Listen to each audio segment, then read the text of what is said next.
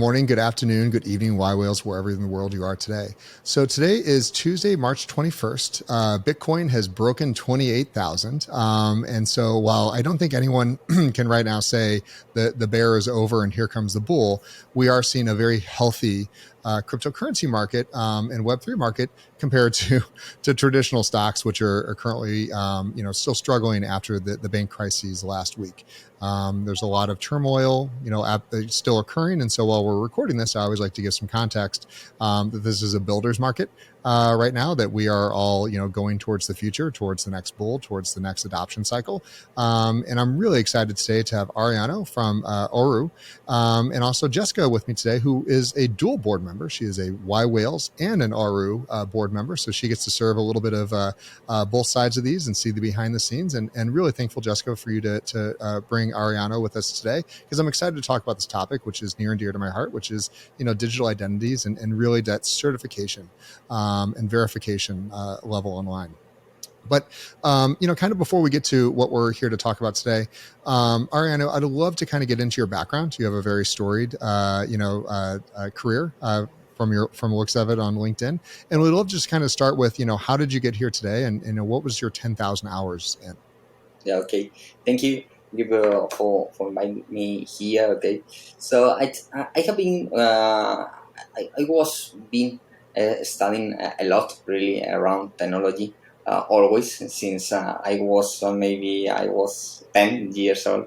I created some companies when I was 20, 22. So yeah, always joining my career with the telecommunications, with programming and these kind of things.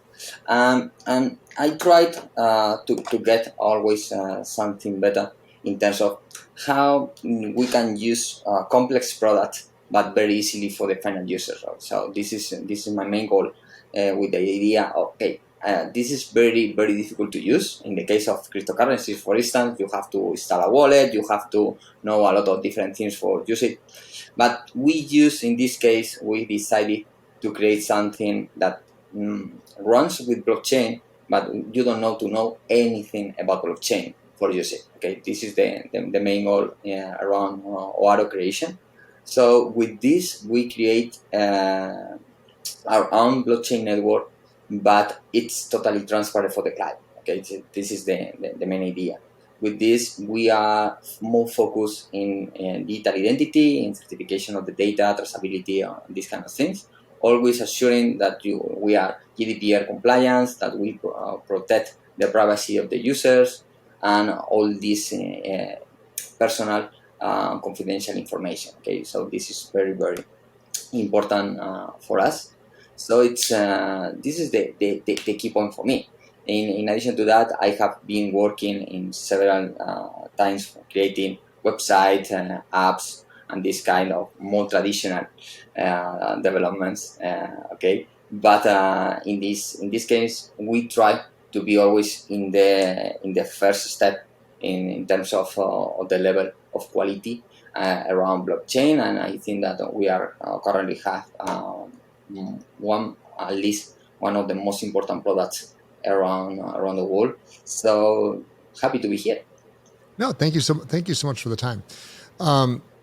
So, when you're kind of talking about the, bringing these identities and securities on chain, there's a lot of people that just believe, hey, it's a piece of code, just put it up on code, decentralize it, let everyone else figure it out.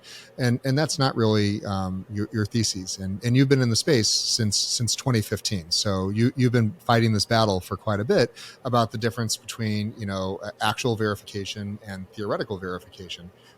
If ZK rollups are great, they're fabulous, but if you can't verify the data that went into the rollup, then what do we have? Yeah. So can you talk us through a little bit of that, validation and verification process that you guys do and how it's used by your clients?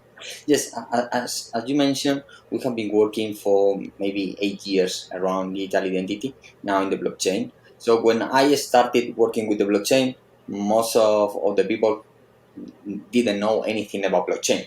So now all of them know something about Bitcoin. Some of them mix in some way or misunderstood what is blockchain and what is cryptocurrencies. Okay, and we use, in this case, we use the blockchain for a different use. So one of the key points for us is we never store personal data into the blockchain. Okay, this is one point. Another important point is we use what we call it's universal name. It's a self-sovereign identity.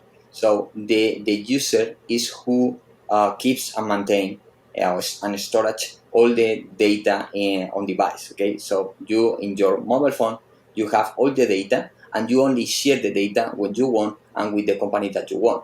But in this case, thanks to blockchain, we certify each time that you want to use and you want to allow or accept the use of your data. So you can decline the use of your data after, and you have a certificate that it's immutable and you cannot manipulate in any way. So you can certify at that moment. In the past, I decided to share my data with this company, but 1 month later, I decided not to continue with this. So in this case, we are very used to work with big companies that use your data, but now they are more compliant with the GDPR. Although some of the people is, as you mentioned, are talking, okay, this is not GDPR compliance because you are using a blockchain, everything is public. No, in this case, the only thing that we are storage or safe in the blockchain is a small traceability that it's anonymous totally, but it's joined in some way with the information that you are keeping. Okay, so this is the key point.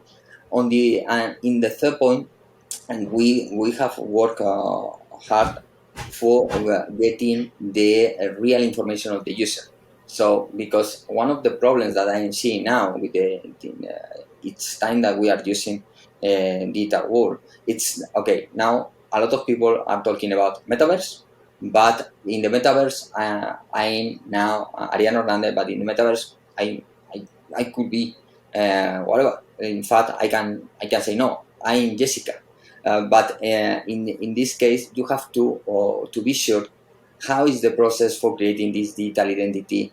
How confident are you in the information that you are sharing, and how you can compare this information with the real world. So in this case, we have created a full onboarding process where you can say, okay, this is your data. You have to take a picture of your ID. We extract, compare with different neuronal networks that this is real, this is not modified with Photoshop on these kind of things or tools, and we detect all of this thanks to artificial intelligence. If you have modified anything in the document, but also much better and much secure if you use a passport. We extract all the information from your passport without any picture.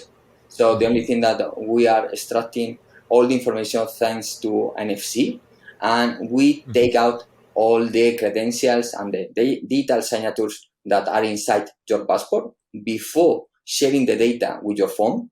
We verify that the issuer of this passport has been a government and is public in a white list, so we can review all this information in real time. So this is fantastic because in only 2 seconds we can verify that this passport is real, is yours, and this was created by Canada government, for instance. Okay, so we certify all this information, we studied, and as I mentioned, in 2 seconds, and in only 1 second more, we verified that you are in front of your camera, that you are real, that you are not a 3D model or something like this, and you are the same that is in the passport. Okay, with this we can create, in this case, this digital identity for different uses. So the one use could be, okay, I want to log in with Google, but I want to log in with my face in any place. So this is something that we can provide. Now we are working in with several clients in different airports worldwide. So in this case, you can go to the airport and you don't need to take out and show your passport or your ID, because only with your face you can go for all the airport, even till getting the access to the airplane.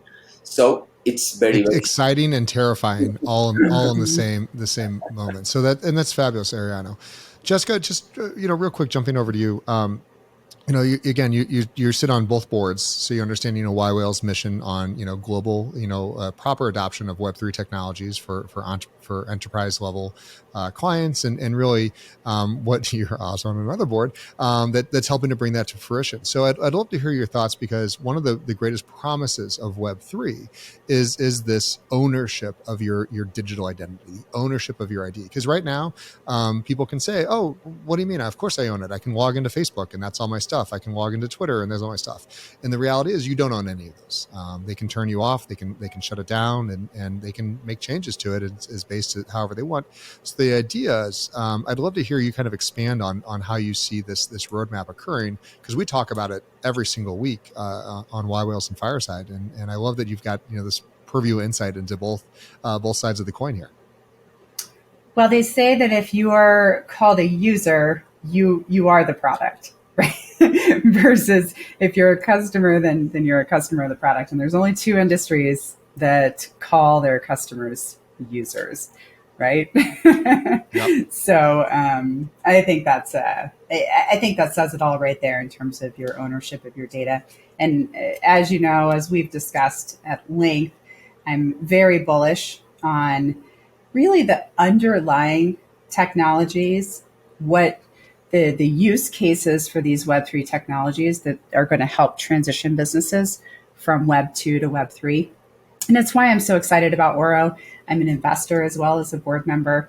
And I love what they're doing in providing a very functional use case for some of these new frontier technologies in terms of making your life easier, making your trip through the airport easier, making your visit to a football game or to a concert easier. And that core idea, the digital identity, the ticketing, to me, the functionality of non-fungible tokens beyond curation of creator and artwork and some other pieces, that real functional piece of what you can actually use these NFTs and how you can leverage them, to me, that's one of the most exciting categories in frontier technology today. And Ariano, you were talking a little bit about the blockchain and how we're saving information, but I'd love for you to touch just a bit on how you thought to leverage these non-fungible tokens in a unique way, and what is the difference between what most people think of when they hear NFTs and how OARO is applying them? Yes, thanks, Jessica. Yes, I think that the main difference is that we don't see the NFTs as something that where you want to earn money. So most of the people are thinking always in NFTs is in something that I can buy and I can sell and I can earn money, and that's it. Okay. So in this case, I think that the main difference is that we apply these NFTs to a real use cases, thinking always in the final user.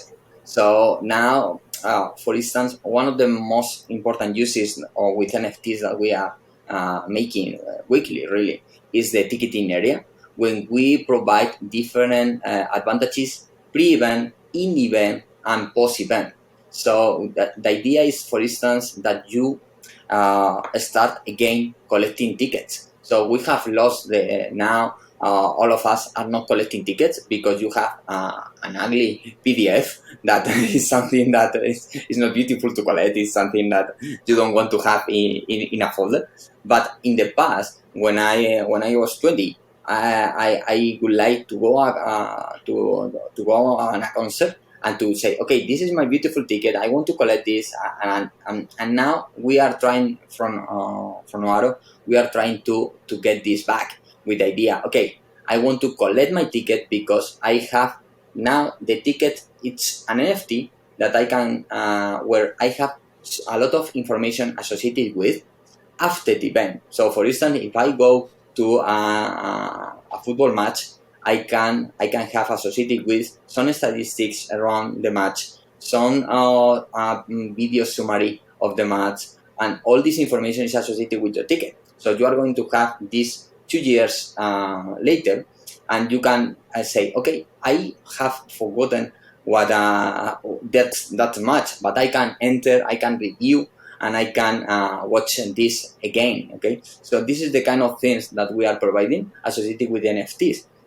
But I think that the important thing here is the use case, more if this is a fungible token, non-fungible token, or a smart token. So it's not the matter what is the name of this, because we are used to use a lot of different apps that we don't know how they works internally. So this is the key point for me. Jay, do you You know, remember the last time you saved a concert ticket? What concert was it? So for me, yeah, whatever's the Apple, whatever gives into my Apple Wallet. That's probably the last thing. I've got a whole bunch of flights too. I know, but do you remember saving one? It's a great point, right? That's been years for me, and I don't have any that I have sitting around that I've saved. But that is a big thing and a big nostalgia piece that I think we've lost. Beyond just the functionality of using it to attend, matched with your digital identity, I like the idea of being able to save the nostalgia. yes, the idea I think that it's to join the sensations with the technology. So the idea is not to only think, okay, this is technology, technology, and technology. No, in most of the cases, what we want to do is to join the personality of the people with the technology for getting something bigger and better. So we can talk about, okay, of course, the boarded part, okay, that it's the security around the process, the traceability of the owner of the ticket. At any moment, you can know who is the owner, at what moment he bought the ticket. You can also have a total control about the secondary market, avoiding the fraud, avoiding the people that is trying to get some advantage in a queue. So all these things are controlled now with our solution. But the most beautiful part is for the user. So for the fan that is going to enjoy of a concert, of any kind of event. And in this case, you can give them promotions, first views of new things about the artist, and these kind of things can be associated all in only one NFT. That it's going to be a new smart ticket, really. The technology is so rapidly evolving, and having with you having launched right in 2015, which is I'm assuming right around the time that Ethereum was coming online. It's been, I'm sure you've had a crazy roller coaster of trying to talk through over the years of why you need a verifiable identity. When majority of the industry in the asset class for a long time was all about anonymous and decentralized and permissionless trust, which are things that in an enterprise don't go anywhere. So if you have a DAO that's hey, we're gonna talk about cool things and do charitable things, great, no big deal. There's nothing there. But when you start talking about enterprises, and that's a lot of what you guys focus in on, is you have OARO access, OARO admits, identity, comply. These are not traditional web3 or blockchain things. So you are very much going after that enterprise client, which I entirely endorse and applaud. With technology that is far beyond what current ERPs, Web 1 and Web 2 ERPs can do today. How have you seen success with some of your early adoptions? I shouldn't say early, you've been doing this 8 years, but what are some of the use cases that you've just seen, rapid uptick and expansion on with a few clients? Okay, I think that the most important product that we currently have is around digital identity management. So in this case, all the people understand perfectly what is the intention of the product, what are the advantages around the product, and also what could be the different uses in the future about the product. Because if we go to the metaverse, if we go with artificial intelligence, if we go to gaming. So now there is a problem, for instance, around gaming, because you are playing in Fortnite, you are playing in a game with against another people, that you don't know exactly if you are talking with a person that it's 8 years old or 50 years old. And this is a real problem. So digital identity is something that is going to solve a lot of problems in the future. So now we are realizing, or the people are realizing about all these concerns, because you need to know who is in the other side of the screen, or who is in the other side of the game, because there are a lot of people that is thinking in how to look for some tricky problems around this. So in this case, this is something that we can solve easily, and of course, you don't need to know again. You don't need to know anything about wallets, about credentials, about anything that you are not used to work with. Okay, Yeah. so this is And my main. and biometrics, and biometrics is so much more secure than passwords and signatures, because you can drill into so many details. You can do some very light stuff, just facial recognition, all the way down to the iris scanning, and that's that gets you through the airport with Clear. Clear is going to do a very in-depth version of this just to get you on an airplane. And so I think if the TSA and Homeland Security are okay with that level of authentication, that really should be showcasing where we need to be going in the future. Jessica, you spend a lot of time on this. What's your thoughts around suddenly passwords being eliminated, not eliminated, but kind of taking a back seat towards true biometrics, and allowing something like these secure IDs to be prolific in and around our digital lifestyles. It's one of the great problems to solve, right? And one of the great problems to solve in terms of boarding an airplane. My daughter was asking me, my 16-year-old, about this company, and she had the opportunity to have dinner with the CEO, Gary, recently. And she said, but what if I just need to save the screenshot? And he was explaining, well, that's not actually secure to use a screenshot to go through the airport. You really should have some form of identification. And for me, we're talking about Clear. I'm a rock climber. And until the pandemic happened and they switched to primarily eyes, my fingertips don't scan a lot of the time because there's too many variations and differences from putting them on the rock. And so I love this idea of facial recognition, of digital identity, of functional NFTs. And I love the idea of not, and there, it does get a bit Big Brother. I don't want to say that it doesn't, because there is a little bit of, okay, how easy is it to shut me off or to prevent me going from one country to another? However, like many things in our lives, I believe that we will trade convenience for some privacy in this case. And the convenience of being able to go where you want to go with less friction, get out of the airport faster. And realistically, most of my experiences that have been negative have been being pulled aside for no good reason, or because they thought I was someone else. And digital identity certainly would have resolved most of that. What do you think about it? A quick experience I had, and I think it showcases the efficiency of it, is I just came back into the country from I was down in South America-ish, and I'm waiting through the line for U.S. Customs. I'm a citizen and I've got my passport in hand. They called me up. The guy looks at me and goes, "Hi Jay, how was your trip?" And I didn't hand him anything. I had passport still in my hand. I said it was great. He goes, "Okay, have a nice day." And I said, "Is that it?" He goes, "Oh yeah." The cameras, when I went into the room, started scanning all of the people offloading to the plane. They knew who was on the plane.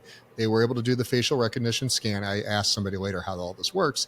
And then when I came to the booth, it said, this is Jay. Here's everything. They already knew where I was, what I was doing, everything else. And I kept walking. And it was the let's take the positive side of this. It was a great experience, of which I did not have global entry at the time. It expired during the pandemic and I never renewed it. And I'm watching the global entry people were going slower than the other lines.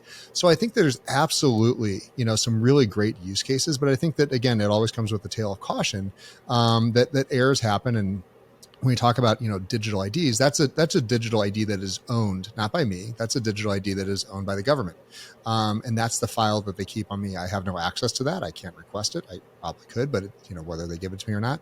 And so the thought that is, hey, I want to have my own one of those. So when I log into a website with a camera or anything else, I think really showcases the power of not just the security of things. If the government's willing to do that to let me into the country, that should be more than sufficient for Facebook or Twitter passwords, and of which are much better than the random jibble jarble that we use today.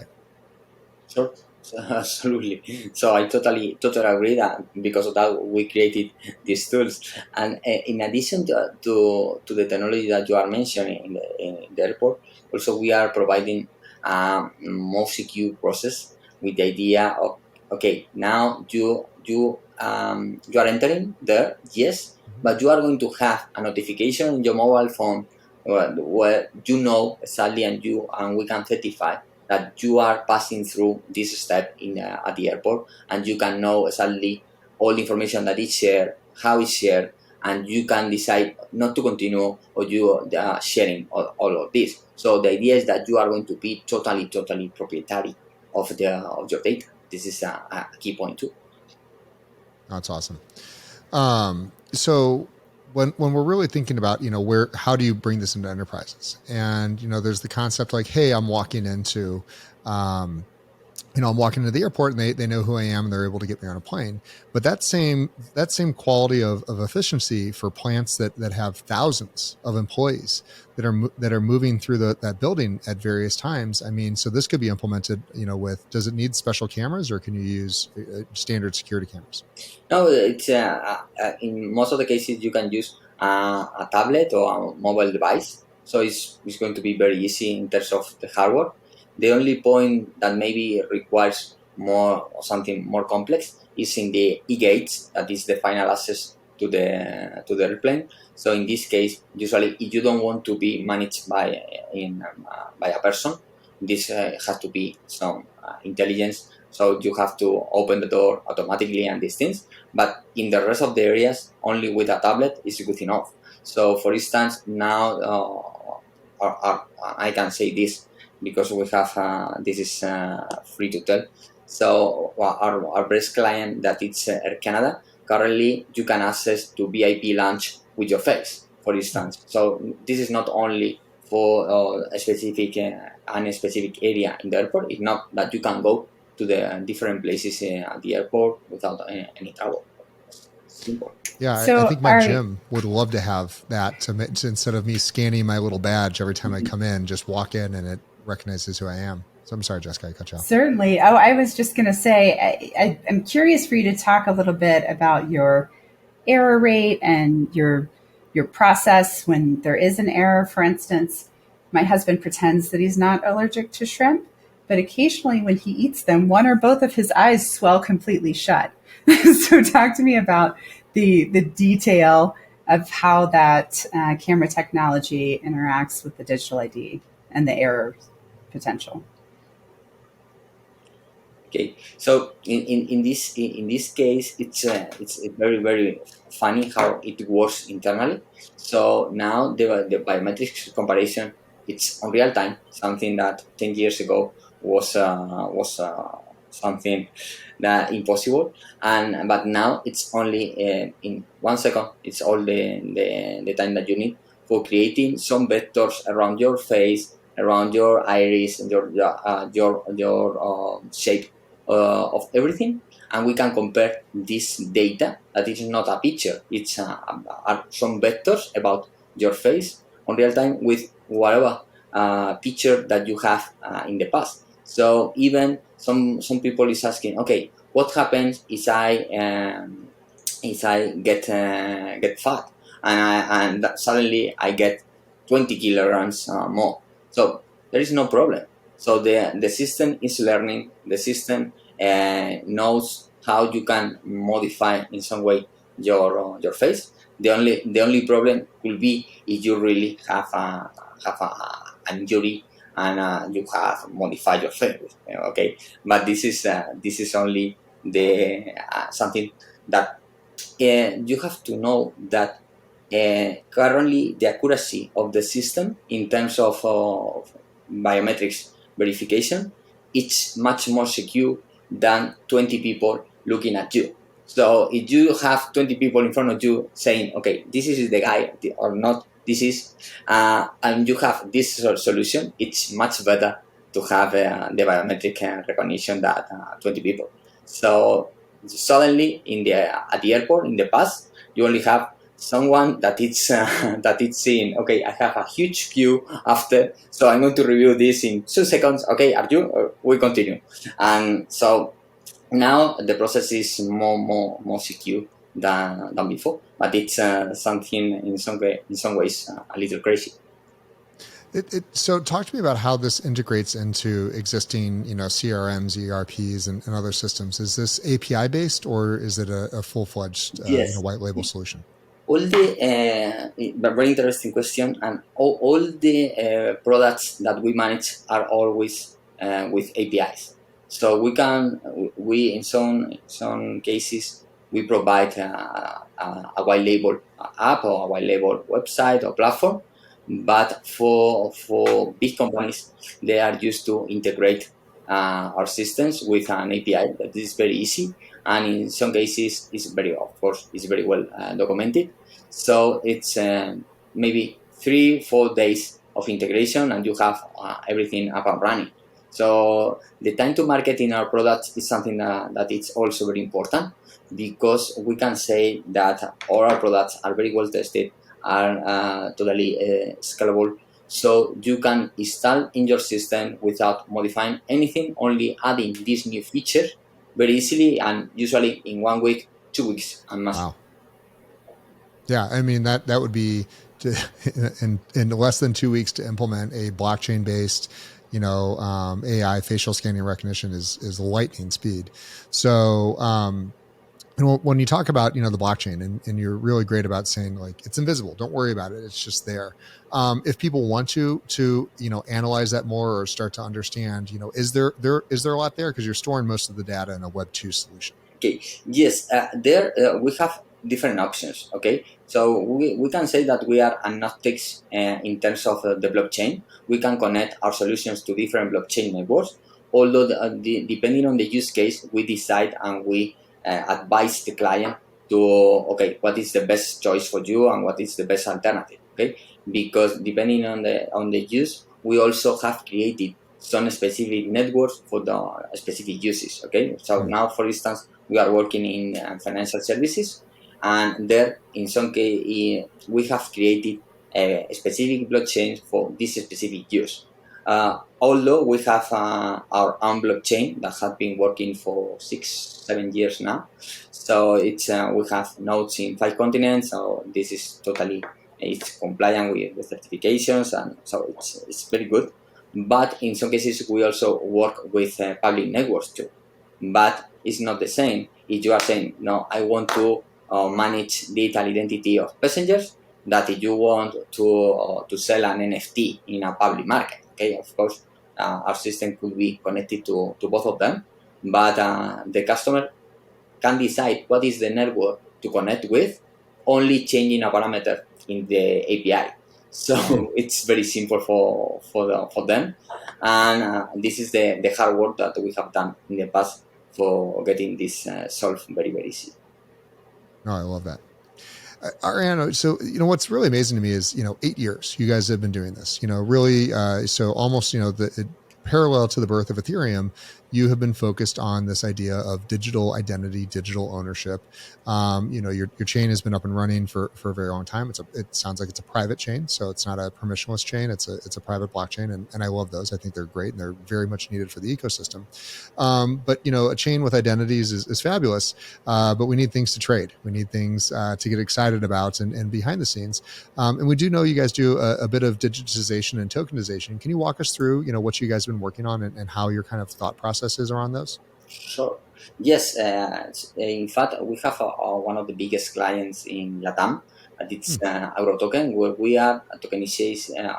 We are tokenization in a process of tokenization of grains with soya. So these kind of things. So now you can buy from London, you can buy, for instance, 1 ton of soya easily only with your credit card, and you can also sell it 1 month later, and you can pay with a credit card that is Santander Bank.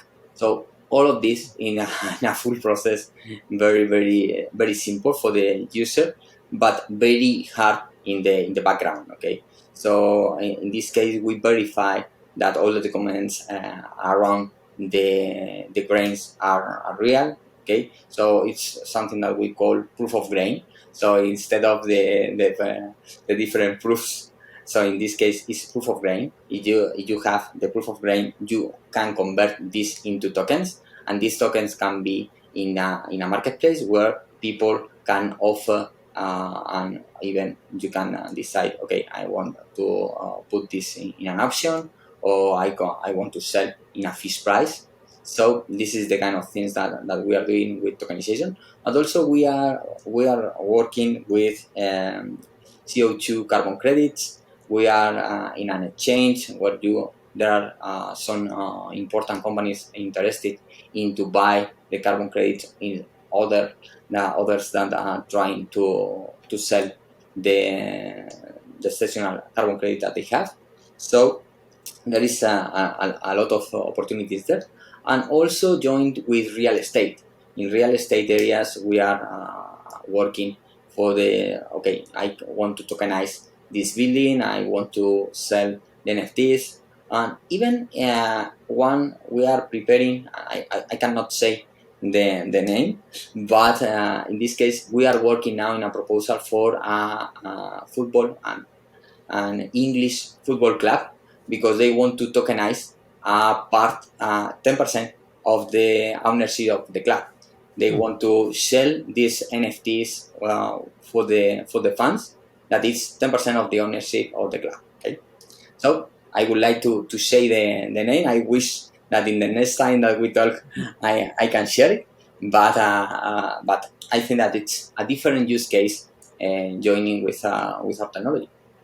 No, I love that, and yeah, don't break those NDAs. Those are absolutely critical, especially in this industry. So I love the thoughts, and I really love the theses around this, which is doing it compliantly, doing securities and making sure that they're done properly and appropriately, which is very different than just the technology side of things. So very cool, and I love that being combined with the digital IDs and digital ownership. As we kind of bring this to a close, Jessica, you are on multiple boards and spend a lot of time in the Web3 space, and Ariano, you're an OG. You've been around for quite a while. You understand the space as someone that's been developing in it. This is the final section where I just want to hear your thoughts. Over the next 1 or 2 years, as we kind of work towards the next bull run, where's your thoughts around where this industry and asset class are going, and where should entrepreneurs, like all of ourselves, really be thinking about, integrating products like Aurora. It's a crazy name, and you already said it's in Spanish, so I'm already precluded from being able to pronounce it. But how should we look at certain certification products like this in the space? And Jessica, I'll let you go ahead and start. Sure, and I think most of us in North America just call it OARO, just the way it phonetically you would pronounce it. So I'm very bullish on this space from a number of aspects.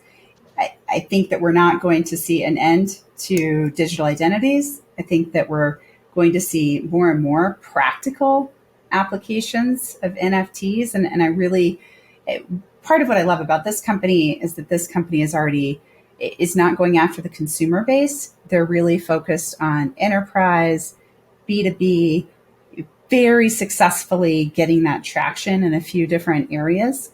And as we know, traction beats features all day long, although I do think that we have best-in-class features as well. But we also have traction in a few very specific categories and are building on that.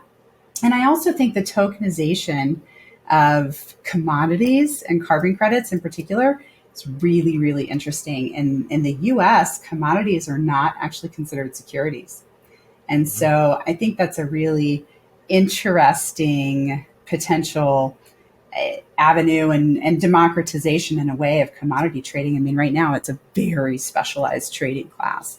And to be able to open that up to more and more people, and especially to many people in some of these developing countries where they actually understand commodities, they understand them more than they understand, say, Apple stock. They understand whether soy or corn or wheat might see an increase over the next couple of years, and to give them that ability to participate in capital markets is really interesting to me. I love that concept. Again, it's diversification of investments. People have plenty of NASDAQ, Dow, and S&P stocks, but how many, real agriculture, true agriculture. I know you can buy ETFs all day long, but there's that's many layers deep versus just, I just want to buy bushels of corn, and I think that these are going to go up, and that I love that. Ariano, over to you, sir. Okay, I totally agree with Jessica in this area, but for giving a more technical thought, okay. So I think that the key is in the next 2 years is how we are going to mix these technologies with the other ones. So now we are advancing in how we can mix this with artificial intelligence, like all of us know with ChatGPT or whatever. We have to mix this with the metaverse. We have to mix this with machine learning. So, with the idea of creating a digital world more secure, where you can buy with your face, where you can earn only with through a digital platform. So, but everything has to be much more controlled by the final user.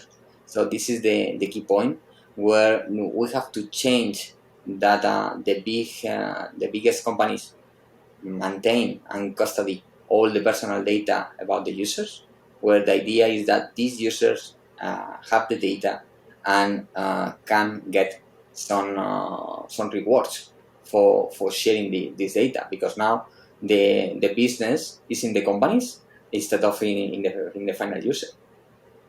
Yeah, no, I really enjoy that, because it's one of yWhales theses as well. We spend a lot of time on digital ID, digital ownership, and I completely agree about your concept that AI is coming.